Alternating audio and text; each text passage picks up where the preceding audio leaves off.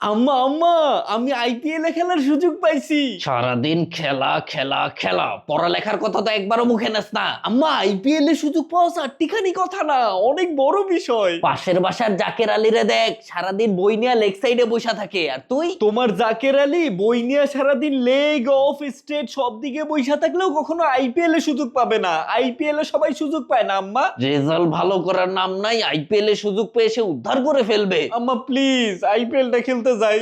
যা, কিন্তু সন্ধ্যার আগে বাসায় ফিরে আসবি। হ্যাঁ, কিন্তু আম্মা আইপিএল এর বেশিরভাগ খেলাই তো হয় রাতে, সন্ধ্যার আগে কেমনে ফিরবো? না না, রাতে কোনো খেলাধুলা নাই। কোনো ভালো ফ্যামিলির পোলাপান সন্ধ্যার পরে বাসার বাইরে থাকে না। আম্মা প্লিজ, আমার বহু বছরের স্বপ্ন ছিল আইপিএল এর সুযোগ পাওয়া। তোর 2 দিন পরে পরীক্ষা, পরীক্ষায় ভালো রেজাল্ট করার স্বপ্ন না দেখা তুই আইপিএল এ খেলার স্বপ্ন দেখোস? তোমরা সবসময় এমন করো আম্মা, আমারে কখনো কিছু করতেই দাও না। কই গো, শুনছো?